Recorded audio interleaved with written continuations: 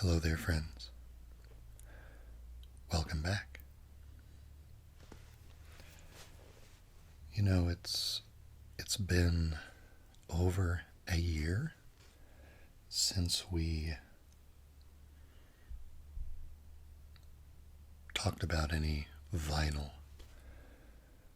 I made one vinyl collection video very early on in the channel and haven't touched it since, and I thought it might be nice to revisit that topic. But I didn't want to just prop some albums up on the dining room table again. I thought it might be nicer to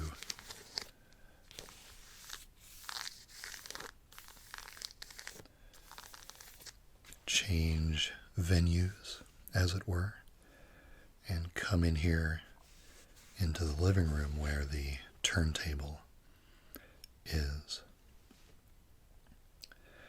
Back when I was a kid, if I was talking to, say, my brother or a friend about music,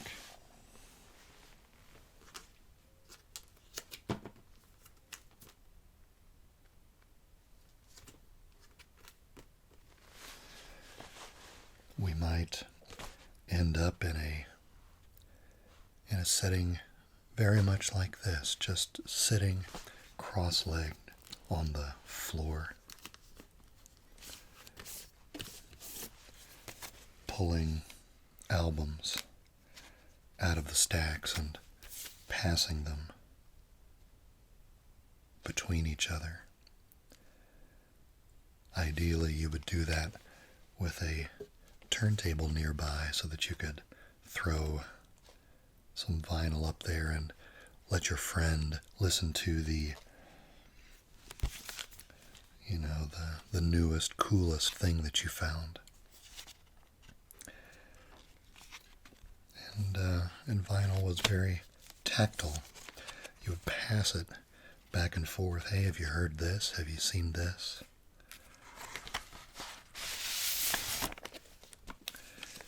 Vinyl has lots of layers, like Russian nesting dolls.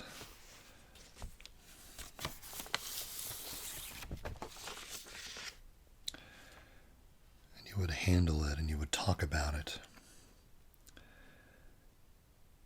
You would show off your favorites and then give your friend a turn, and he or she would play their favorites, and you would compare notes and hopefully by the end of the day understand each other a little bit more. And so I thought maybe for our second vinyl video we might sit here on the floor in front of some vinyl, and we can pull a few pieces out and we can talk about them. But I really hope you're able to hear all of the little sounds that come along with handling this stuff, because that was always part of the joy for me.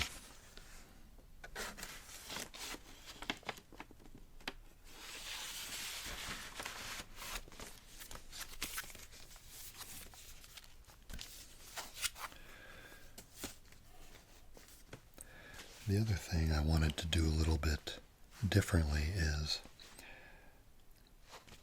in the selection of titles that we might talk about. In the first video, I went back to my roots and I talked about vinyl from bands that were an early influence on me as a music fan just starting out, but also as a budding hobby musician plunking around on cheap guitars there at the house.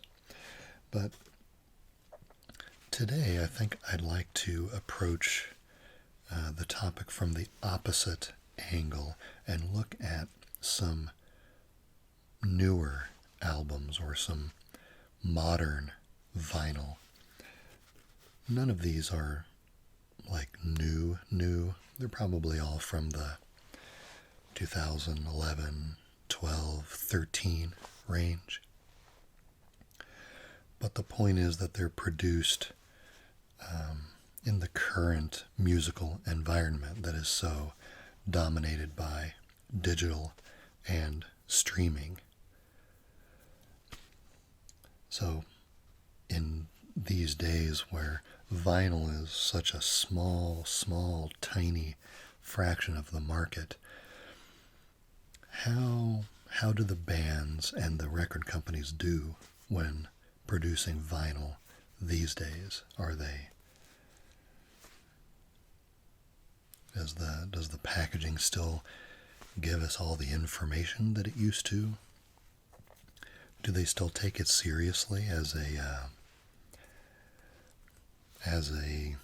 valid promotional avenue? Or do they cut corners and give us the bare minimum? I thought it might be fun to look at some contemporary vinyl examples and see how they stack up. Here's a stack right here. So let's take a look at a few. See what we have.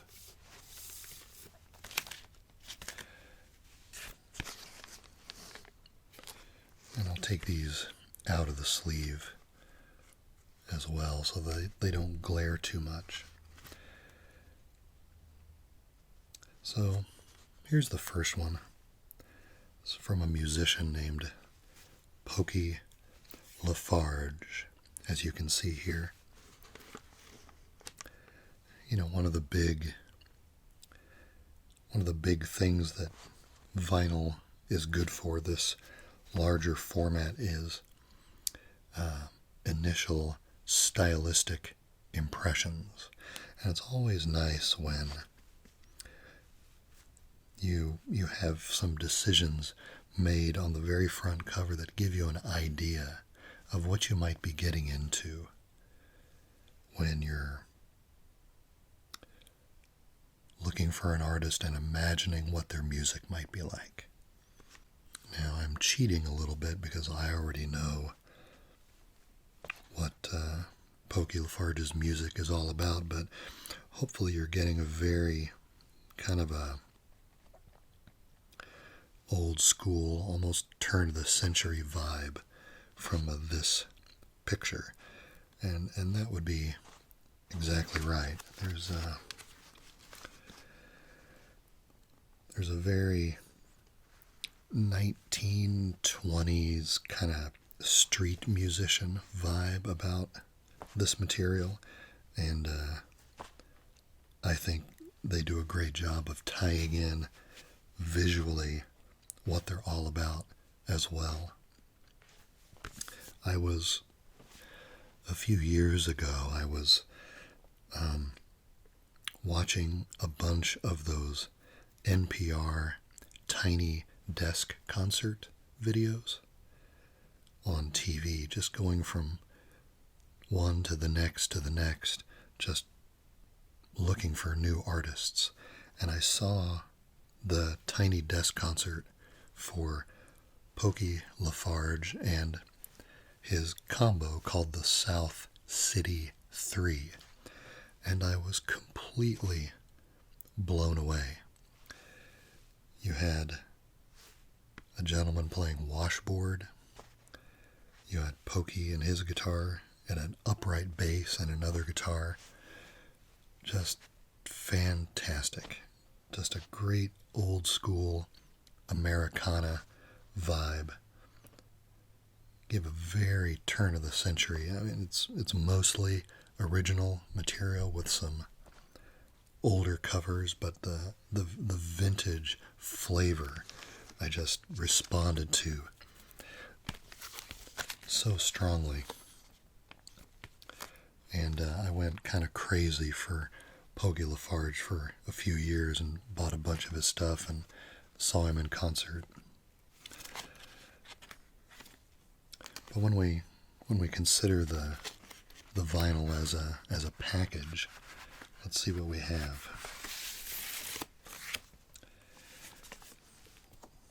I'm going to take out all these pieces, or both pieces.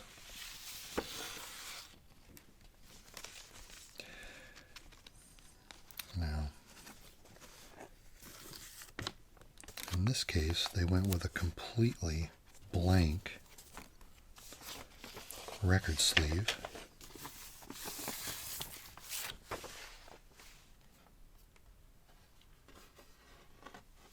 There's the vinyl. This one's not terribly heavy or thick,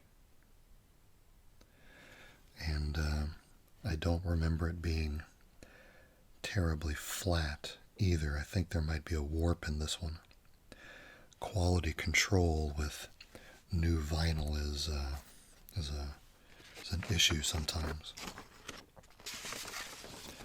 because all of the equipment that presses vinyl is not new. Nobody makes that stuff anymore. But then they've also provided this insert sheet. The insert sheet has all of the lyrics for the songs, as well as a cool picture with a postage stamp edge around it. Another picture on the back, very retro, very vintage, with the hat and the black and white. The rest of the lyrics and some production details. I guess I would call this a very standard kind of middle ground. I would like to see, in any single album release, I would like to see at least this much. Especially if the music style is a very storytelling kind of a style. I love having lyrics, like being able to sit down with an album the first time and read through the lyrics along with the song. It's a great way to really cement that first impression and get a good first read on what the song is all about. So I like this. I think this is a perfectly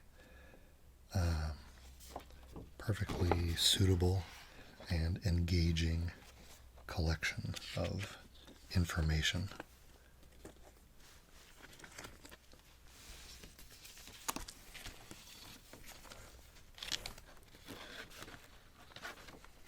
And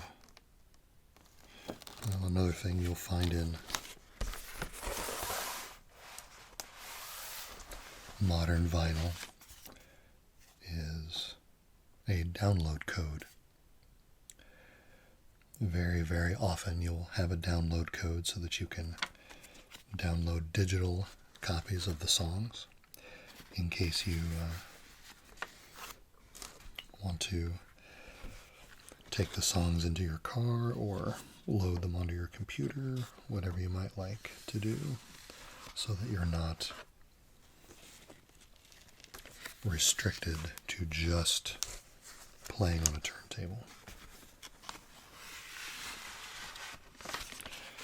And indeed, some people might buy vinyl just for the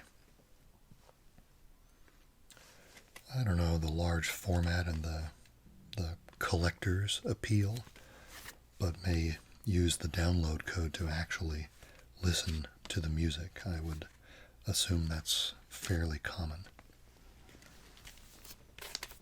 Let's put that right there.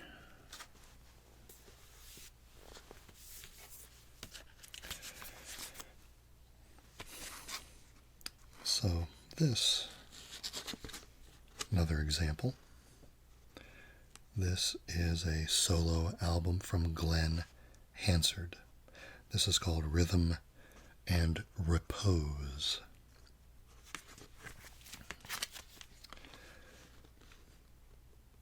Most of you, if you recognize the name Glenn Hansard, you probably know him from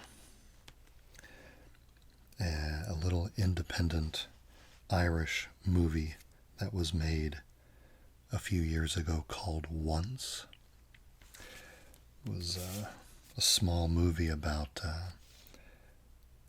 a street musician in Dublin, played by Hansard, and a relationship that he struck up with a Czech, immigrant Czech girl, played by Markéta Irglová. And a song that was written for that movie called Falling Slowly ended up winning a Grammy Award, if I'm not mistaken. But that was kind of a second chapter to Hansard's career, I suppose, because Hansard actually is the lead singer and the main composer of what many feel is one of the most important rock bands to come out of Ireland after U2, and that is a band called The Frames. In fact, well, in addition to that, if you're a fan of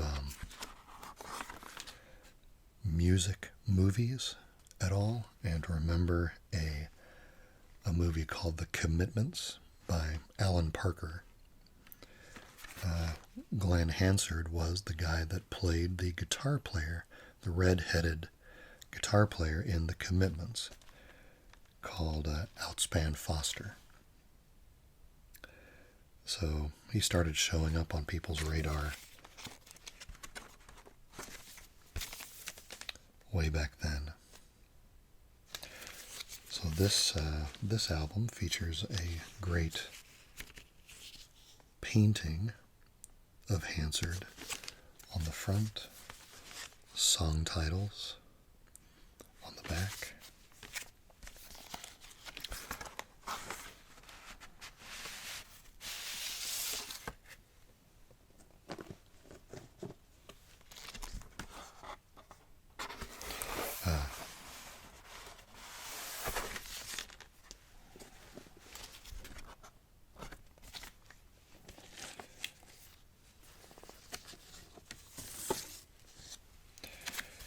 So, in this case, we have the more traditional inner sleeve with lyrics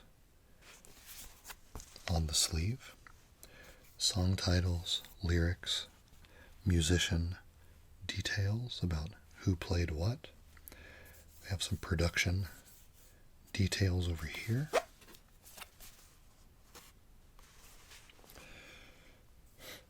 I have this very cool, kind of chaotic looking sketch of Hansard that probably only makes sense once you step back from it a ways and kind of look at it that way.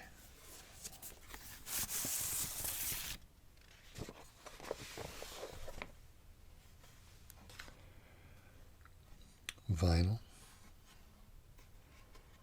looks like this.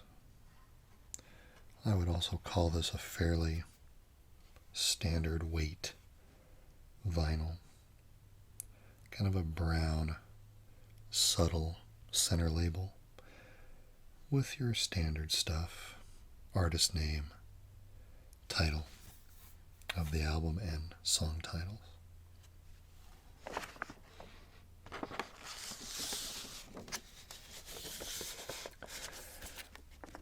And for this album, instead of a download code, they actually included a physical CD of the album.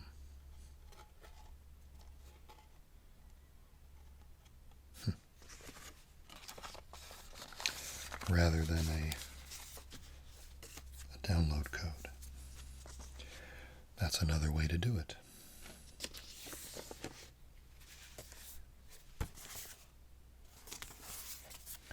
There are no extra photographs of Glenn or any of the musicians here, but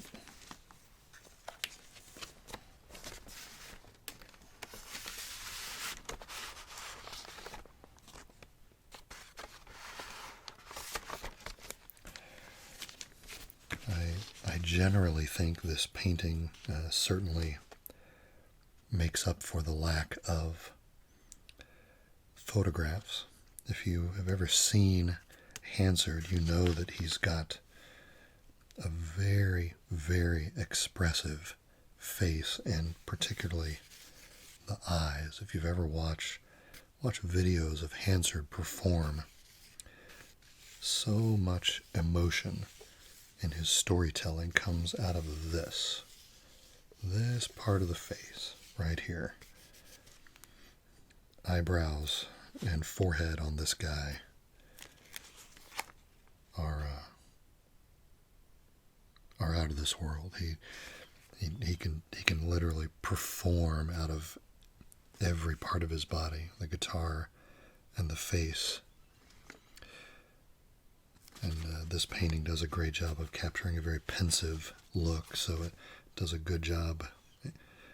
And again, tying imagery to music, it's kind of a very chill, kind of a mellow album. Makes sense. Ties in with the album art nicely.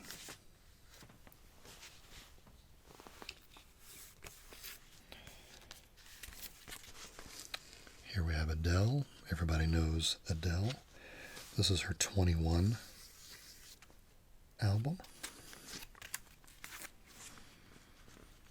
They're going with photographs here.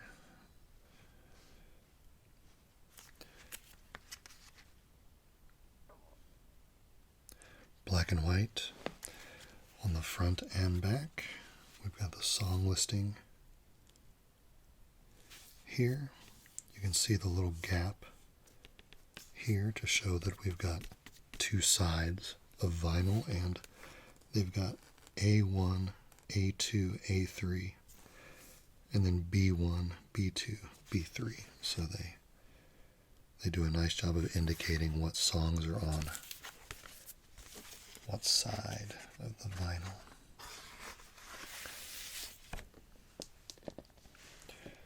Let's see what's inside this one.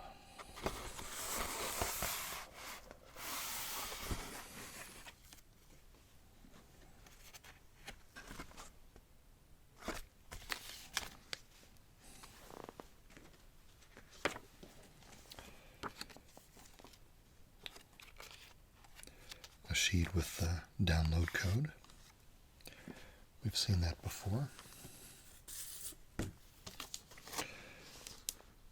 Got a nice, another black and white photo, but obviously less formal here, which gets across a nice glimpse of her personality. An action shot on the mic. Everybody knows Adele. She's a very powerful singer, a real belter, right? And that's a great way to convey that. We have all of our production details down here. This album was, I think, 5 of these songs were recorded in California, the rest in London. I think 4 of these songs have one of my favorite fretless bass players, Pino Palladino, playing on them.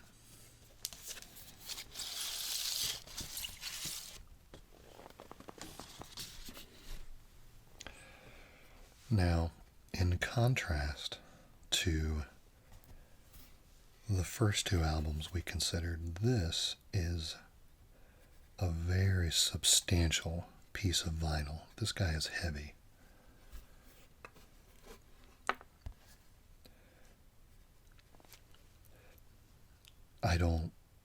I'm not really familiar with any research about, whether that helps the sound of an album at all. The grooves are not going to be any deeper just because the vinyl is thicker, but perhaps the weight on the platter might help with, might dampen out resonances or something like this. But I know that there's a psychological sense that this is a nice, high quality album because it just feels very substantial in the hand. We've got the number 21 on that label.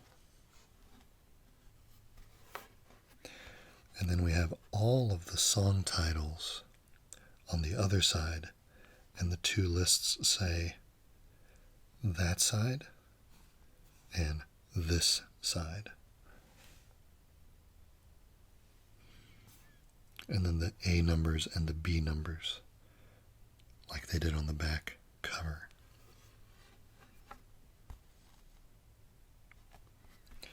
So I would argue that these three examples are perfectly suitable. I think they all do a serviceable job in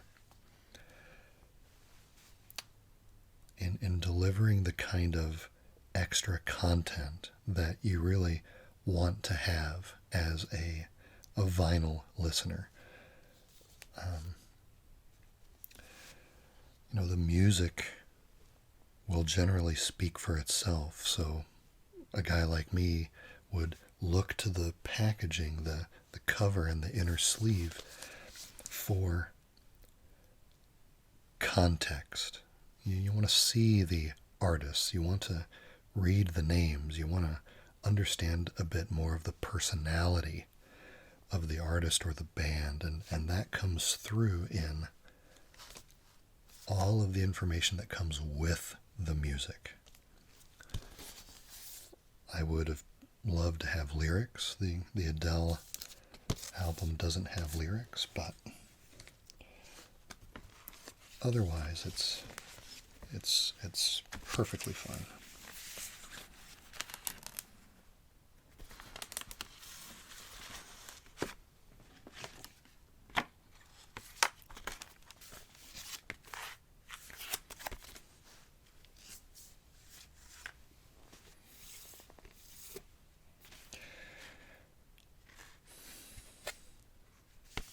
Just realized I never put a separate plastic sleeve over this album. It still has the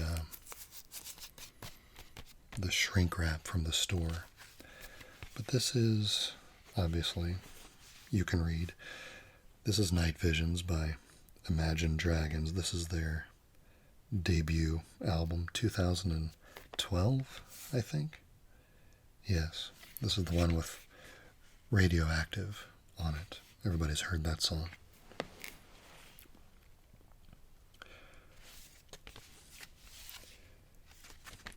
Kind of a very abstract, geometric, artistic approach for the front cover. The back cover we have the song titles. But this is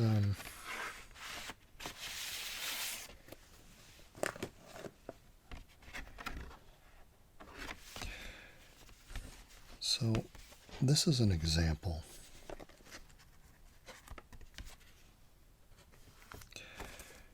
of either the band or the record company really cutting corners when it comes to the vinyl package offering. We've got the plain white inner sleeve.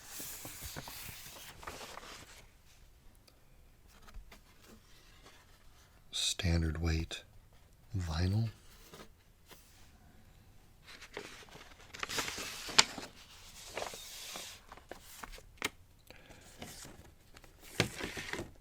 But nothing else. There's nothing else in this package. And I don't think this one even had a download code. And you really wonder, you really wonder if there was some finance guy or some bean counter or marketing guy that said,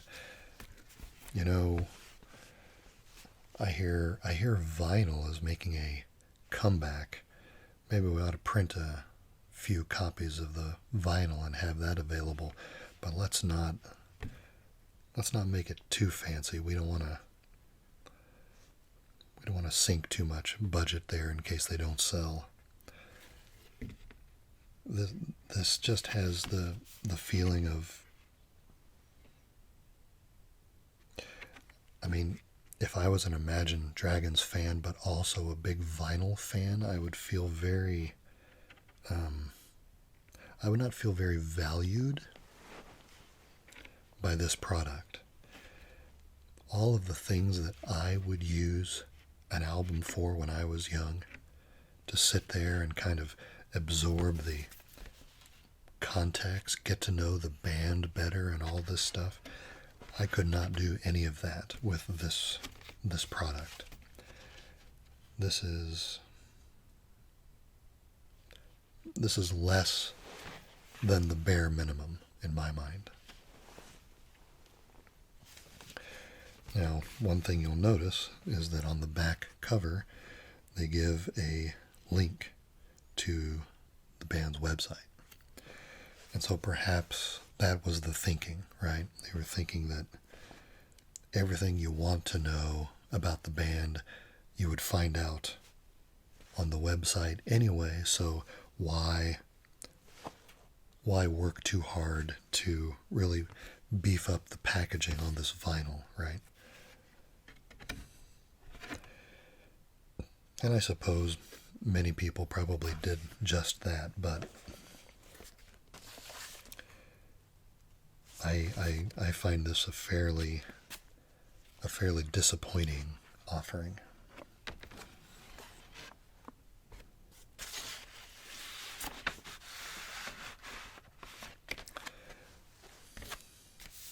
I totally get the economics of the argument, but I think if you're gonna make this format available,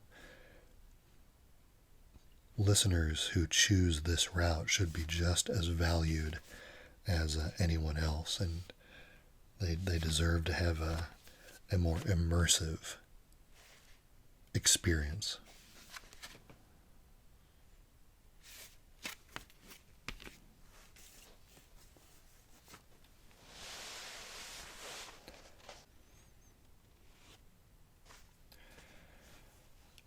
And then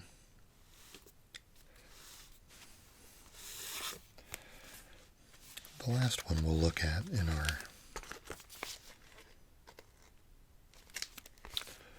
little review today is this one. This is a double vinyl soundtrack album. It's called Reel to Reel, and it is the soundtrack to a documentary film called Sound City.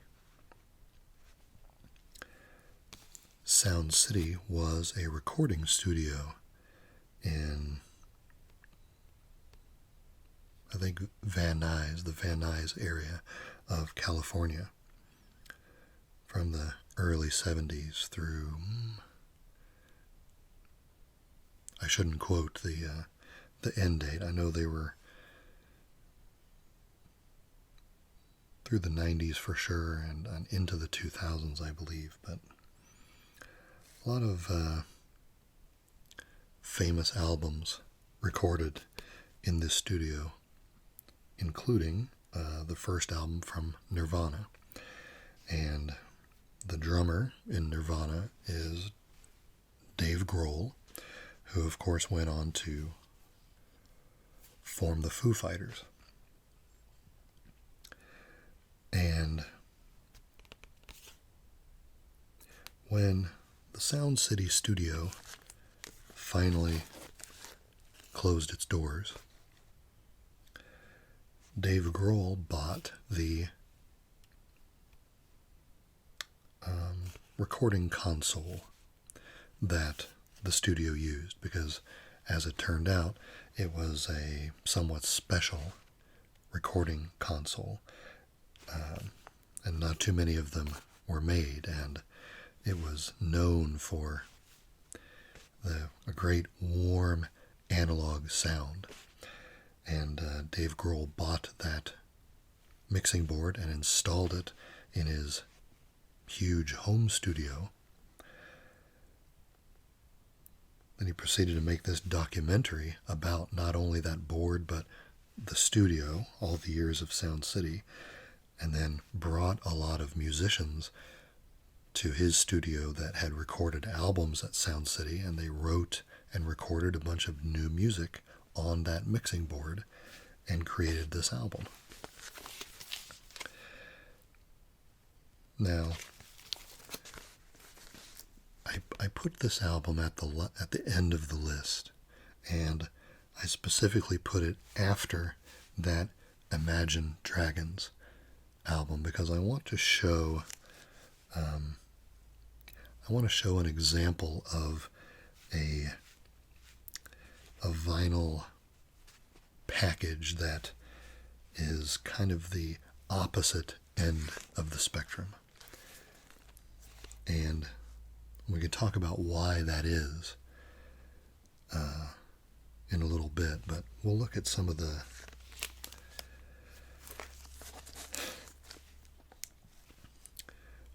things that makes this packaging so unique and nostalgic. And the first thing you'll have to notice is that the whole front cover is formatted like a box of analog recording tape. This big number 606 here, that's actually a model number or a brand number of tape put out by, I believe, Ampex. This is Ampex's logo, I think. So this is formatted like a big box of Ampex 606 recording tape. This tape was an inch wide. In the documentary, you will see them using 2-inch tape, which was kind of the standard width for recording a full 24-track session on. I would imagine 1-inch tape is made for either 8 or 16 channel recorders. This is, the kind of stuff, this tape was the kind of stuff you would record albums on back in the day.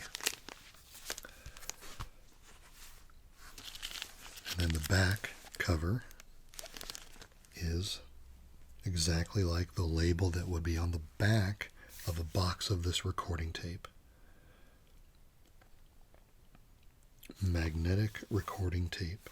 This tape was recorded at, with a date, artist, and reel number. So if you were working with these reels in a studio, you would, write information up here to try to keep things organized. And then this handwritten label, even with little pieces scribbled out. Love it. The whole vibe, is very... It's made to look and feel like something that would have come out of a Sound City session, right? Now, since this is a double album, it's what's called a gatefold package, and we'll have to take it out of the plastic to see everything.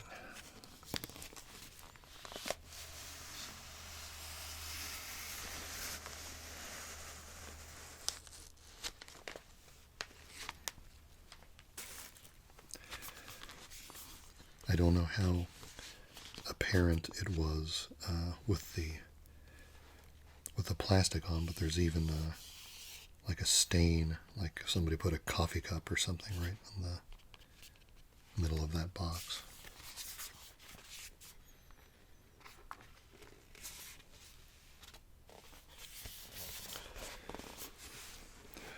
So I'm pretty sure this won't fit in the frame, but this is the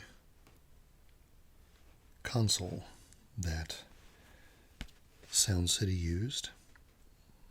It's made by a company called Neve, Neve. The model number's on one of the inside sheets.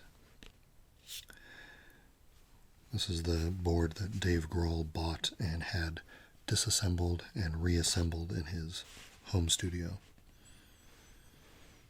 Decades of famous albums that you have heard of were run across this board.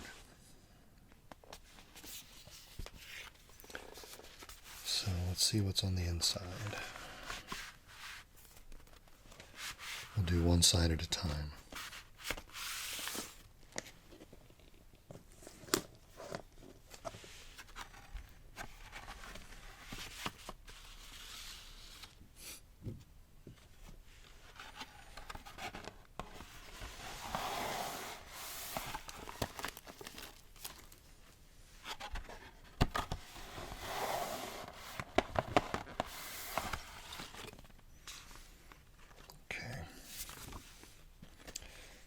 So we have a download code, of course.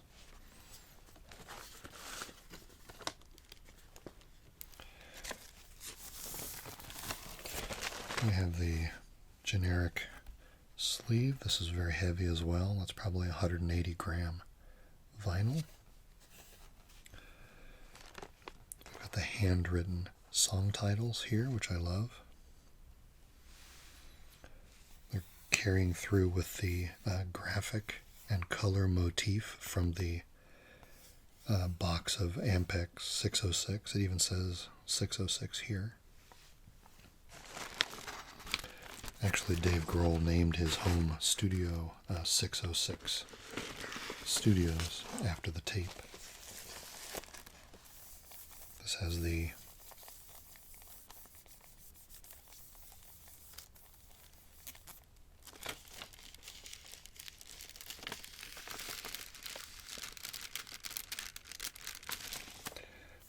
plastic interior, which is nice.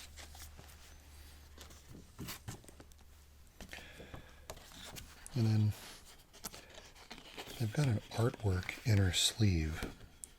I'm not actually sure why they did an artwork inner sleeve and a generic inner sleeve, but that's kind of cool, I guess. This is an actual reel of Ampex 606. And then we have photographs from the sessions that produced the music on this album. That's Stevie Nicks. She was the first artist to track an album across that Neve board. The album Buckingham Nicks in 1973, I think, was the very first album tracked on that new board.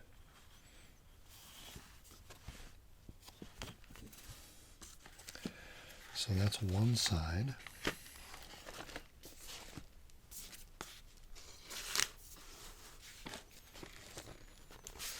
Let's see what the other side offers.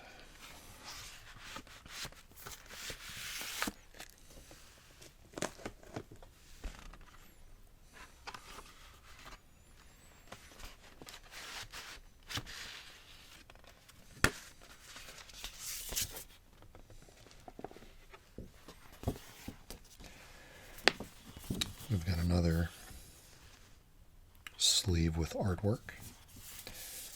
We've got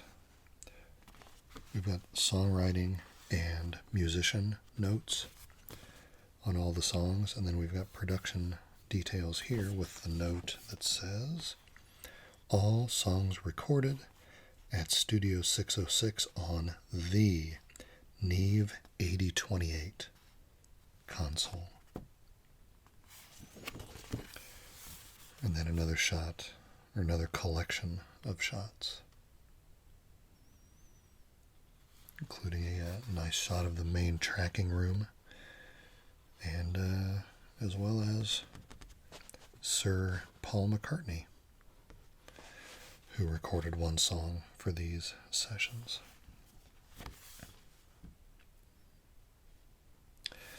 The reason I kind of point this out as a really nice example of vinyl presentation is because you can tell that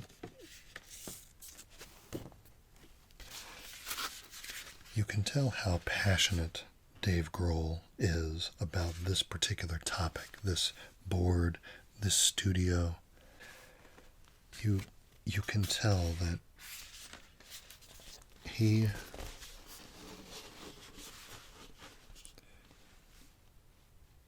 probably feels that the mixing board is the heart of any studio. I happen to agree with that.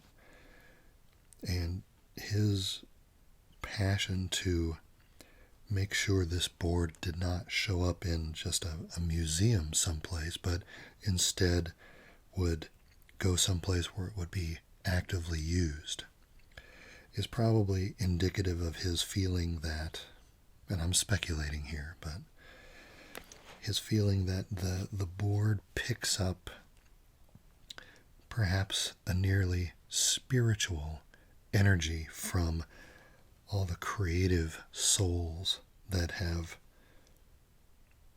been recorded over the years.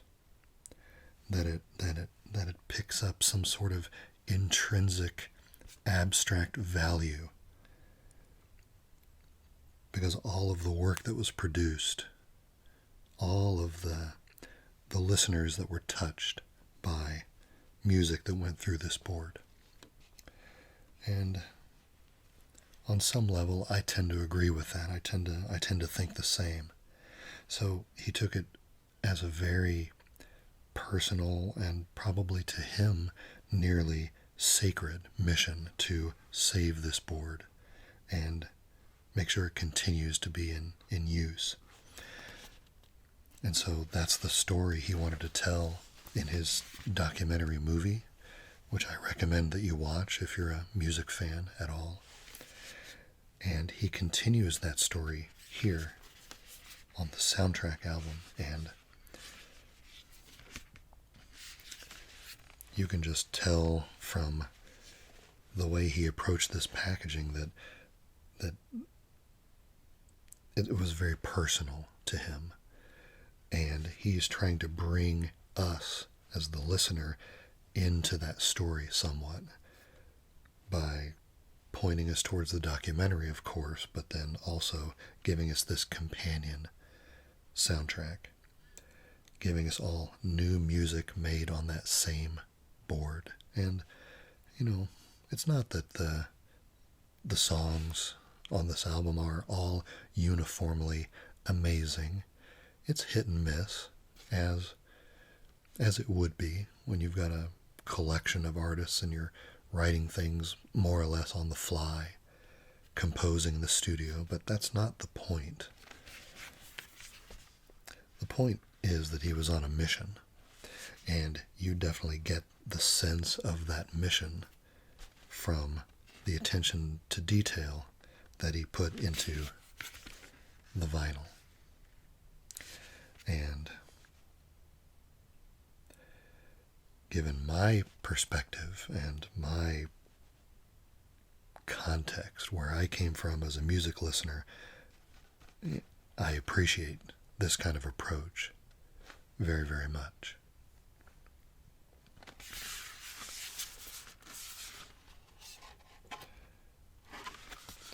So, since we like listening to these sounds, we'll go ahead and put this vinyl all back together on camera before we go.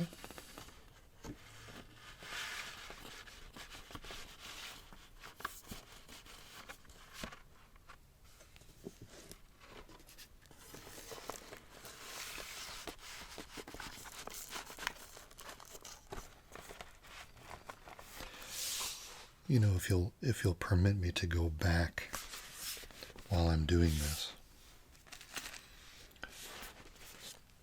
go back to Glenn Hansard for a second, and I'll tell you a fun thing, or at least something that I think is fun. If you're a fan of that movie Once, and if you're a fan of The Commitments, or if you've never seen The Commitments, I encourage you to go back and look at it.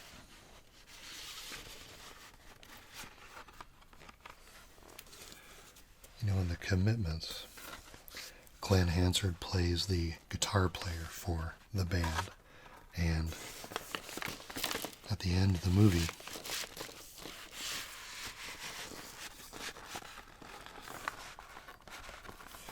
when they're showing what all of the members of the Commitments were doing after the band broke up, they show an image or video of Glenn's character busking on Grafton Street in Dublin. And that movie was from the late 80s, I think. And his character in the movie Once,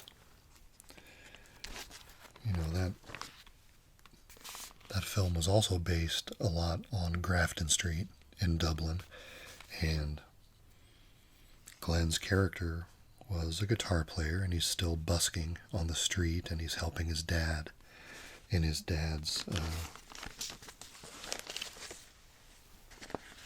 shop. He repairs and sells vacuum cleaners.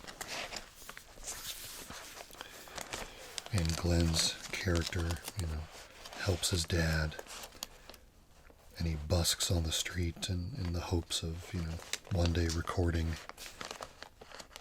a demo of his songs that he can take to London to try to get a record deal. But the thing is, in the movie Once, his character is never given a name. His character and Marketa Irglova's character, neither of them have proper names in the cast. I think they're just called boy and girl. And it's a very fun thought exercise to me to imagine that character in the movie Once is Outspan Foster from The Commitments. He's just older, helping his dad out, still busking on the street. It's very easy to connect the dots for me between The Commitments and Once, and imagine that is exactly the same person. So, if you like music movies, and if you haven't seen either of those, I would strongly recommend you rent The Commitments, and then Once, and then watch them in that order. And then as you're watching Once, imagine that Glenn Hansard is actually playing the very same musician in both movies. I get a big kick out of making that connection. And I hope you will too. So, I appreciate you hanging out with me for a little bit as we sit cross-legged on the floor talking about vinyl.